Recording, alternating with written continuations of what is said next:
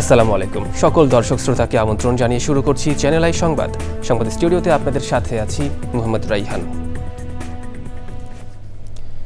বিস্তারিত সংবাদের শুরুতেই জানিয়ে দিচ্ছি ফ্রেশ আটা ময়দা সূচি সংবাদ শিরোনামগুলো। ৩৩ বছর পর জাহাঙ্গীরনগর বিশ্ববিদ্যালয়ের জাকসু নির্বাচনে ভোট গ্রহণ আজ, অবাধ ও সুষ্ঠু নির্বাচনের প্রত্যাশা। নেপালে আন্দোলন হাইজ্যাক হয়ে যাওয়ার অভিযোগ করলেন জেনজিরা। পরবর্তী প্রধানমন্ত্রী হিসেবে রবি লামিচানে ও বলেন্দ্র শাহকে নিয়ে গুঞ্জন। যুক্তরাষ্ট্রে ভয়াবহ সন্ত্রাসী হামলা 9/11 এর 2 যুগ, মধ্যপ্রাচ্যে আজও রয়ে গেছে মার্কিন আগ্রাসনের প্রভাব। প্রকৃতির জন্য নতুন চ্যালেঞ্জ, জলবায়ু পরিবর্তনে সৃষ্ট অতিবন্যা ও অতিবৃষ্টি, বিজ্ঞানসম্মত পরিকল্পনার তাগিদ। এবং সবুজে সাজাই বাংলাদেশ স্লোগানে বাগেরহাটে প্রকৃতি ও জীবন ক্লাবের বৃক্ষরোপণ, উপকূলীয় পরিবেশ প্রকৃতি রক্ষায় সহায়ক হবে আশা।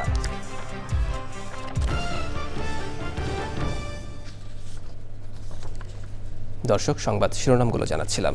এখনকার এই সংবাদ আয়োজন একই সঙ্গে চ্যানেল আই এর ইউটিউব চ্যানেল এবং চ্যানেল আই এর ওটিটি প্ল্যাটফর্ম আই স্ক্রিনে লাইভ স্ট্রিম হচ্ছে। এবার বিস্তারিত প্রসঙ্গ। ৩৩ বছর পর জাহাঙ্গীরনগর বিশ্ববিদ্যালয়ে অনুষ্ঠিত হচ্ছে কেন্দ্রীয় ছাত্র সংসদ ও হল সংসদ নির্বাচন।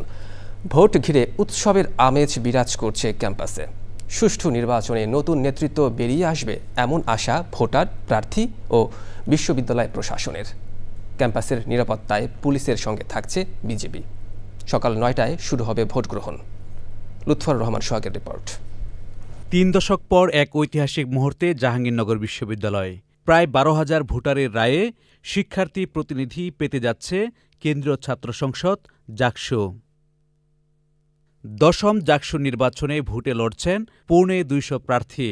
এর মধ্যে ভিপি হওয়ার দৌড়ে আছেন ১০ জন, জিএস হতে চান ৯ প্রার্থী। শিক্ষার্থীদের রায় পেতে হল সংসদে প্রতিদ্বন্দ্বিতা করছেন ৪৫০ জন। ৮ প্যানেল আর স্বতন্ত্র প্রার্থীদের ভোটের লড়াই চলবে বিকেল ৫টা পর্যন্ত।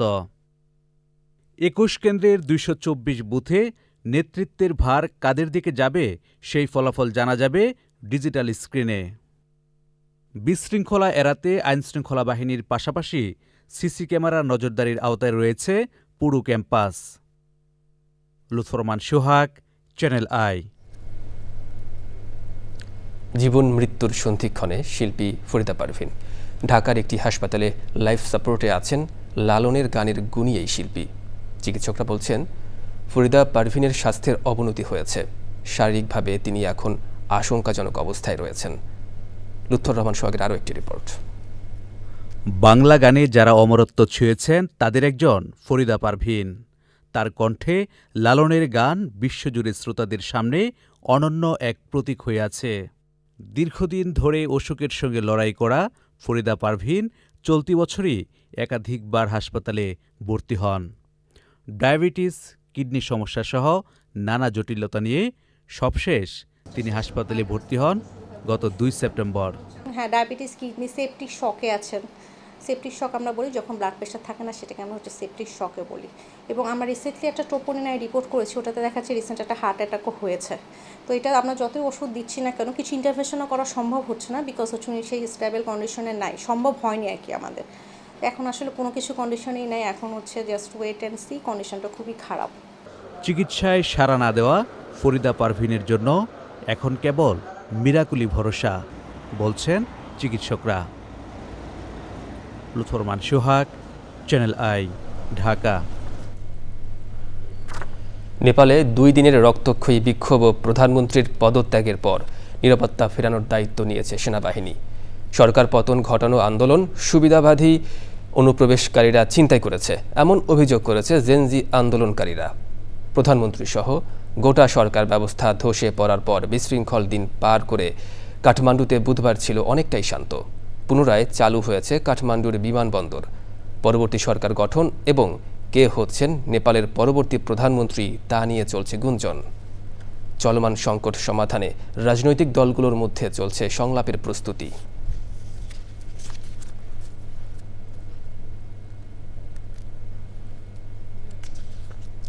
যুক্তরাষ্ট্রে ভয়াবহ সন্ত্রাসী হামলা 9/11 এর 2 যুগ আজ।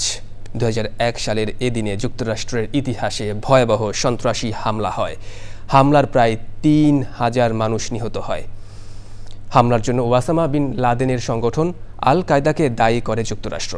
এরপর যুক্তরাষ্ট্র আফগানিস্তানের বিপক্ষে যুদ্ধ ঘোষণা করে, যা 2 যুগ পরে এসেও মধ্যপ্রাচ্যে যুক্তরাষ্ট্রের প্রভাব রয়ে গেছে।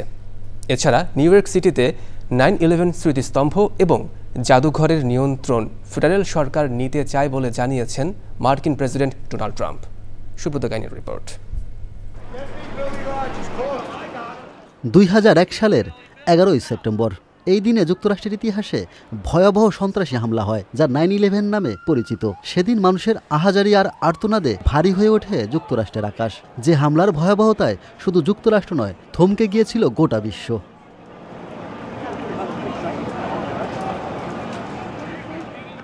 চারটি যাত্রীবাহী উড়োজাহাজ ছিনতাই করে আত্মঘাতী হামলা চালানো হয় যুক্তরাষ্ট্রের 3 জায়গায়। প্রথমে new York world trade centre বা টুইন টাওয়ারে করা হয় 2টি হামলা। মুহূর্তেই ভবন দুটিতে আগুন ধরে যায়, ছড়িয়ে পড়ে ধোঁয়ার কুণ্ডলী, আটকা পড়ে বহু মানুষ। এর কিছুক্ষণ পরেই পুরো ভবন ধসে পড়ে।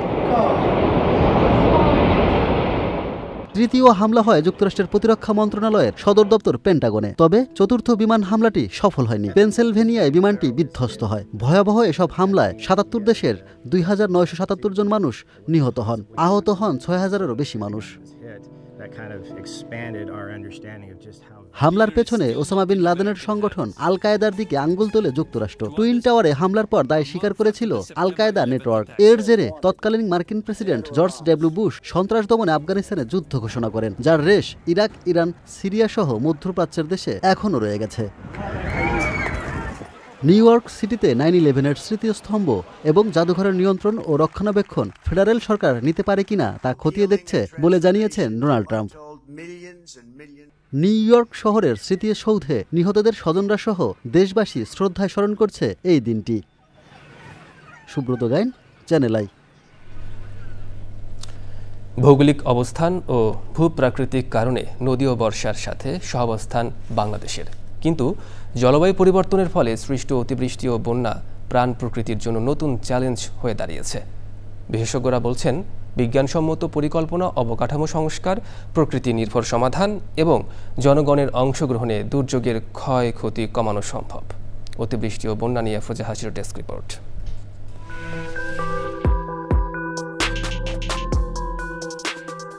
পদ্মা, মেঘনা ও যমুনা নদী বিধৌত বদ্বীপ বাংলাদেশ। ভূপ্রাকৃতিক কারণে সারা দেশে ছড়িয়ে ছিটিয়ে আছে নদীনালা, খালবিল, হাওর বাওরের এক জটিল জলজ নেটওয়ার্ক,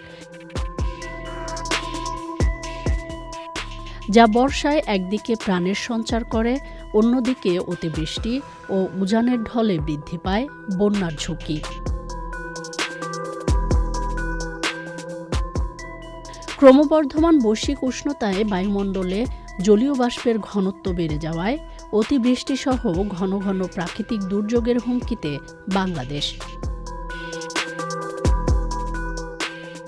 সমুদ্রপৃষ্ঠের উচ্চতা বৃদ্ধির ফলে উপকূলে বাড়ছে জোয়ারের পানির অনুপ্রবেশ। লবণাক্ততা সহ দেখা দিচ্ছে ঝড় জলোচ্ছ্বাস।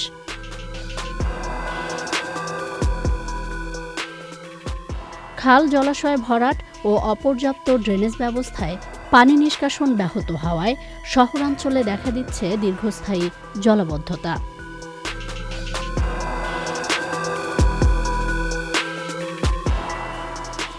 আর আকস্মিক দুর্যোগে জনস্বাস্থ্যের অবনতি ও যোগাযোগ ব্যবস্থা ভেঙে পড়ার পাশাপাশি হুমকিতে খাদ্য নিরাপত্তাও। শুরু হয় আর্থসামাজিক পশ্চাৎপদতা। সংকট সমাধানে জলাভূমি ও বন্যা প্রবাহ পথ সংরক্ষণ, জলাভূমি পুনরুদ্ধার, প্লাবনভূমির প্রাকৃতিক ধারণ ক্ষমতা বৃদ্ধিসহ প্রকৃতি নির্ভর ও কার্যকর ব্যবস্থাপনায় জোর দিচ্ছেন বিশেষজ্ঞরা। তবেই নিশ্চিত হবে টেকসই ভবিষ্যৎ। আফরোজা হাসি, চ্যানেল আই। দর্শক, অতিবৃষ্টি ও বন্যা নিয়ে পর্ব দেখবেন আজ রাত 10টা 15 মিনিটে প্রকৃতি ও জীবন অনুষ্ঠানে। দেশজুড়ে প্রাকৃতিক বেষ্টনী গড়তে সবুজে সাজাই বাংলাদেশ স্লোগানে বাগেরহাটে বৃক্ষরোপণ করছে প্রকৃতি ও জীবন ক্লাব। মোবাইল নেটওয়ার্ক অপারেটর বাংলালিংকের সহযোগিতায় জেলা জুড়ে বৃক্ষায়নে সজীব হয়ে উঠছে প্রকৃতি পরিবেশ। এমন উদ্যোগ উপকূলীয় পরিবেশ, প্রকৃতি ও জীববৈচিত্র্য রক্ষায় সহায়ক হবে বলছেন পরিবেশবাদীরা। সংবাদদাতার তথ্য ভিডিওচিত্র আফরোজা হাসির আরও একটি রিপোর্ট। অথই সাগর আর প্রাকৃতিক সৌন্দর্যের আধার উপকূলীয় জেলা বাগেরহাট। প্রকৃতির এমন মনোরম দৃশ্যের বিপরীতে বন্যা, ঘূর্ণিঝড়, জলোচ্ছ্বাস সহ ক্রমবর্ধমান প্রাকৃতিক দুর্যোগের সামনে অসহায় জেলাবাসী। এমন বাস্তবতায় বাংলালিংকের সহায়তায় উপকূলে সুরক্ষা বলয় তৈরিতে প্রকৃতি ও জীবন ক্লাবের সবুজায়ন। সবুজে সাজাই বাংলাদেশ এই প্রতিপাদ্যে বাগেরহাট জেলায় বৃক্ষরোপণ কর্মসূচি পালন করেছে প্রকৃতি জীবন ক্লাব। এখানে যে কাজটি করা হয়েছে, ম্যানগ্রোভের চারা রোপণ করা হয়েছে। কেন এই ম্যানগ্রোভের চারা আমরা উপকূল অঞ্চলে রোপণ করব? কারণ এর মাধ্যমে আমরা এই যে ঝড় জলোচ্ছ্বাস হয় সেটাকে কিন্তু যদি কমিয়ে আনতে চাই, মাটির ক্ষয় যদি রোধ করতে চাই, তাহলে কিন্তু এই ম্যানগ্রোভের চারা রোপণ করতে হবে উপকূল অঞ্চলে। আসুন আমরা হাতে হাত মিলিয়ে এই বাংলাদেশে যত পারি বৃক্ষরোপণ করি এবং সবুজে ছেয়ে ফেলি এই বাংলাদেশটাকে। মোরেলগঞ্জের আম্বিকাচরণ লাহা পাইলট উচ্চ বিদ্যালয়ের শিক্ষার্থীদের উপহার দেওয়া হয় দেশীয় ফলদ, বনজ ও ওষুধি গাছের চারা। গাছের মাধ্যমে যেহেতু আমরা অক্সিজেন সংগ্রহ করি বা গ্রহণ করি, তো সেক্ষেত্রে এই বৃক্ষরোপণ কর্মসূচি অনেক সুন্দর। চ্যানেল আই এবং বাংলালিংক যে উদ্যোগটা নিয়েছে, এটা খুবই ভালো উদ্যোগ। প্রকৃতি ও জীবন ক্লাবের এমন উদ্যোগ অনুকরণীয় বলছেন বিশিষ্টজনরা। সারা দেশে চ্যানেলে এরকম কর্মসূচি পালন করুক, ছাত্রছাত্রী উদ্বুদ্ধ হোক এবং সারা দেশে বৃক্ষরোপণ ভালোভাবে কাজটা এগিয়ে আসুক। আমাদের পরিবেশকে হারিয়ে ফেলছি দিন দিন, তো এরকম উদ্যোগ আমরা সবার পক্ষ থেকে প্রতিটা স্থানে আমরা জানি এরকম বৃক্ষরোপণ কর্মসূচি আয়োজন করতে পারি, আবারও আমাদের পরিবেশকে রক্ষা করতে সহায়তা করতে পারি। প্রাকৃতিক পরিবেশ সংরক্ষণে এবং প্রকৃতিকে সঠিকভাবে গড়ে তুলতে বিশেষ উদ্যোগ রাখবে। জলবায়ু পরিবর্তনের অভিঘাত মোকাবেলা এবং অভিযোজন নিশ্চিতে সচেতনতা ও সমন্বিত উদ্যোগের আহ্বান উপকূলবাসী সহ পরিবেশবাদীদের। আফরোজা হাসি, চ্যানেল আই। শহরাঞ্চলের শিশু কিশোরদের মাঝে কৃষি অনুশীলনের বার্তা পৌঁছে দিতে হৃদয়ে মাটি ও মানুষ এর বিশেষ আয়োজন ছোটদের কৃষিতে এবার থাকছেন আদমজী ক্যান্টনমেন্ট স্কুল অ্যান্ড কলেজের নবম শ্রেণীর ছাত্র মারশাদ ইনশিরাহ মাসুদ। বর্তমান সময়ের শিশু কিশোরদের ফসল উৎপাদনের মৌলিক আনন্দ ও মাটির কাছাকাছি রাখতে কৃষি চর্চার সঙ্গে যুক্ত থাকা জরুরি বলে মনে করেন এই ক্ষুদে কৃষক। শেখ সিরাজের রিপোর্ট। বারিধারা ডিওএইচএস এলাকায় এই বাসার ছাদের পানির ট্যাঙ্কিটির উপরে ছোট্ট অংশটি ক্ষুদে কৃষক মারসাদের কৃষি চর্চার জায়গা। পড়াশোনার বাইরে অবসর সময়টুকুকে অর্থবোধক করতে, কৃষি ও প্রকৃতির কাছাকাছি থাকতে এই ছোট্ট অঙ্গনটি সে সাজিয়ে তুলেছে ফল ফসলে। প্রথমে 2-3টা ফল গাছ, শাক গাছ এটা দিয়ে শুরু করলাম এবং আস্তে আস্তে বাড়তে বাড়তে এখন 5 বছর আলহামদুলিল্লাহ আমার ছাদ বাগানটা মোটামুটি অনেক ভালোই হয়ে গেছে। আপনি পিছিয়ে দেখতে পারবেন একটা আমড়া গাছ আছে, ওইটা আসলে ওয়ান অফ মাই ফার্স্ট গাছ ছিল আর কি। এই ছাদ কৃষি মারসাদের ব্যবহারিক শিক্ষারও একটি বড় ক্ষেত্র। সন্তানদের কৃষির প্রতি অনুরাগ অভিভাবকের জন্য বেশ স্বস্তিকর আর আনন্দের। কারণ বাসায় বসে থাকলে সবাই সোশ্যাল মিডিয়া চলে যায়, বাচ্চারা মোবাইল, ল্যাপটপ সব ইনভলভ হয়ে যায় এবং এতে তো ক্ষতি হয় বাচ্চাদের। তোর বাবা যখন একটু একটু কাজ শুরু করলো, ও ইন্টারেস্ট দেখাচ্ছে, তা আমি ওকে একটু পুশ করতাম। তো পরে আস্তে আস্তে মজা পাওয়া শুরু করছে, কারণ গাছে ফল হচ্ছে, সে ওটা পাড়তেছে, খাচ্ছে, এটাই তার কাছে মজা লাগা শুরু হলো। এরপর থেকে কিন্তু ওকে আমার কখনো পুশ জোর করে পাঠাইতে হয়। আমাদের বায়োলজি বইয়ে, তারপর বলেন বিজিএস বইয়ে এখানে লেখা আছে যে কৃষির কত মূল্য এবং বাংলাদেশে একটা কৃষি প্রধান দেশ, এটা এখানে উল্লেখ করা হয়েছে। সো মোটামুটি আসলে বই থেকে পড়ে অনেক ইন্সপায়ার হতে পারবে। নতুন প্রজন্মকে কৃষি চর্চা তথা খাদ্য উৎপাদন ব্যবস্থাপনার সঙ্গে পরিচয় করিয়ে দেওয়ার মাধ্যমে আগামীকে সমৃদ্ধ করার প্রয়াস নিতে হবে আমাদের সবাইকে। নগরের শিশু কিশোররা যখন ঝুঁকছে গ্যাজেট আর বিভিন্ন প্রযুক্তির মোহে, তখন ঢাকার বারিধারা ডিওএইচএসের মারশাদ তার নিজের জগতে করে নিয়েছে কৃষির অবস্থান। মাটি মানুষের সান্নিধ্যে এসে সে ফিরে পেয়েছে নতুন একটা পৃথিবী।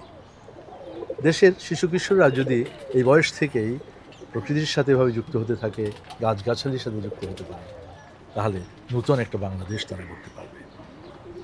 ঢাকার বাড়িধারার ডিওএইচএস থেকে শাহিদ সিরাজ, চেন্নাই। দর্শক, এ নিয়ে বিস্তারিত প্রতিবেদন দেখবেন আজ হৃদয় মাটি ও মানুষের ডাক অনুষ্ঠানের ছোটদের কৃষি পর্বে।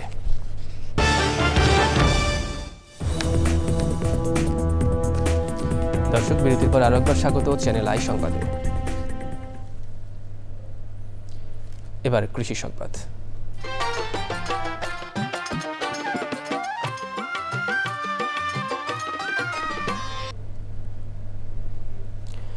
উচ্চ মূল্যের ফল ফসল বা সবজি আবাদে যুক্ত হচ্ছেন সারা দেশের বিভিন্ন শ্রেণী পেশার মানুষ। সৃষ্টি হচ্ছে বাড়তি আয়ের পথ। বরিশালের বাবুগঞ্জের কলেজ শিক্ষক পেঁপে চাষ করে সাড়া ফেলেছেন। অনেকের কাছেই তিনি হয়ে উঠেছেন দৃষ্টান্ত। সাইদ পান্থর তথ্য ভিডিও চিত্রে রিপোর্ট করছেন আল মুকসিদ। বরিশালের বাবুগঞ্জ কলেজের শিক্ষক মোস্তফা কামাল বাড়তি আয়ের পথ সৃষ্টি করতে যুক্ত হয়েছেন কৃষিকাজে। চলতি মৌসুমে 1 একর জমির ওপর আধুনিক পদ্ধতিতে পেঁপে চাষ, উন্নত মূল্যের সবজি এবং মাছ চাষ করে সফলতা পেয়েছেন তিনি। চাকরির পাশাপাশি ভালো সময় আছে, ভালো সময় দিতে পারি এবং সেই জন্যই আমার এই কৃষিকাজকে বেছে নেওয়া। আমি 1 একর জমিতে পেঁপে চাষ করছি। এবার আমার 500 গাছ আছে। আমার একটা বাজেট যে আমি এবছর কমপ্লিটলি এই যে পেঁপে, তারপর মাছ আছে, আর একটা সবজি গাছে, আরও একটা সবজি আছে, যে আমার 15 লক্ষ টাকা যাতে নিট ইনকাম থাকে, এইটা নিয়ে আমি কাজ করছি এবং আশা রাখি আপনাদের দোয়ায় যে ইনশাল্লাহ হবে। তাকে দেখে অনুপ্রাণিত হচ্ছে অনেক স্থানীয় বেকার যুবক। আমি গার্মেন্টস চাকরি করতাম আগে। চাকরি ছেড়ে চলে আসার পর আমি স্যারের সাথে যোগাযোগ করি। সম্পূর্ণ গাইডলাইন উনি আমাকে দিছে।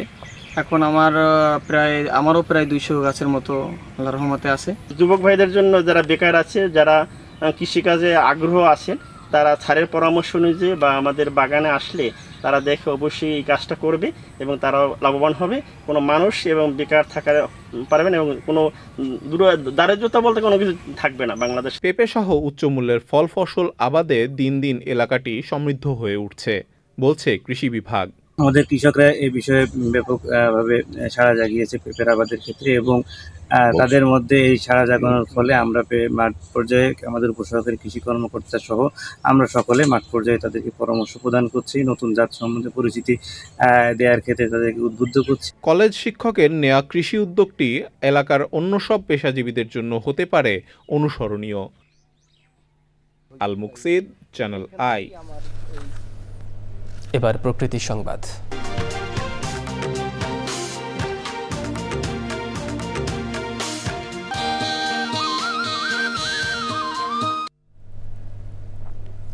ফেনীর সোনাগাজীতে ময়লা ফেলে সরকারি জমি দখলের অভিযোগ উঠেছে। স্থানীয়দের দাবি, প্রকাশ্যেই জায়গা দখলের পায়তারা চললেও নীরব প্রশাসন। এতে পরিবেশ প্রতিবেশ বিপর্যয়ের পাশাপাশি ঝুঁকিতে জনস্বাস্থ্য। সংবাদদাতার তথ্য ভিডিও চিত্রে সৈয়দ মাদিহ আদিতের রিপোর্ট। এটি সোনাগাজী পানি উন্নয়ন বোর্ডের পুরনো অফিস ভবন, যেখানে একসময় সরকারি অফিস ছিল। এখন সেখানে ফেলা হচ্ছে পৌরসভার ময়লা আবর্জনা।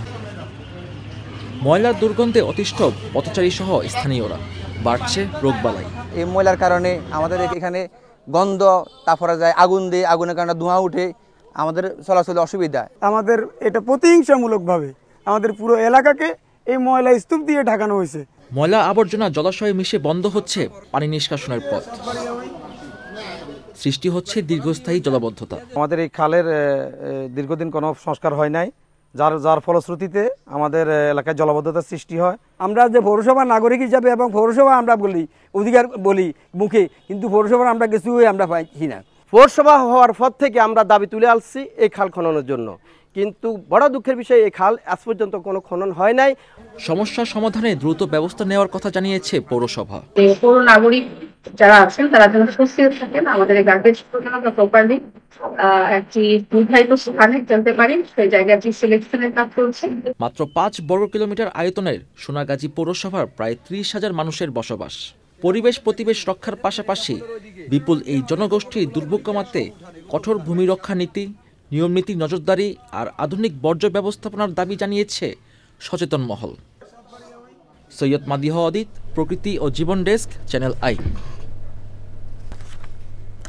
দর্শক, সংবাদের শেষ প্রান্তে তবে যাবার আগে ফ্রেশ আটা ময়দা সুজি সংবাদ শিরোনামগুলো জানিয়ে দিচ্ছি আরও একবার। 33 বছর পর জাহাঙ্গীরনগর বিশ্ববিদ্যালয়ে জাকসু নির্বাচনে ভোট গ্রহণ আজ, অবাধ ও সুষ্ঠু নির্বাচনের প্রত্যাশা। নেপালে আন্দোলন হাইজ্যাক হয়ে যাওয়ার অভিযোগ করলেন জেনজিরা। পরবর্তী প্রধানমন্ত্রী হিসেবে রবি লামিচানে ও বলেন্দ্র শাহকে নিয়ে গুঞ্জন। যুক্তরাষ্ট্রে ভয়াবহ সন্ত্রাসী হামলা 9/11-এর 2 যুগ।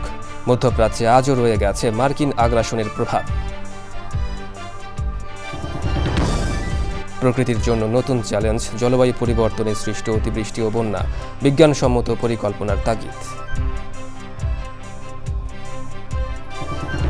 এবং সবুজে সাজাই বাংলাদেশ স্লোগানে বাগেরহাটে প্রকৃতি ও জীবন ক্লাবের বৃক্ষরোপণ। উপকূলীয় পরিবেশ প্রকৃতি রক্ষায় সহায়ক হবে আশা।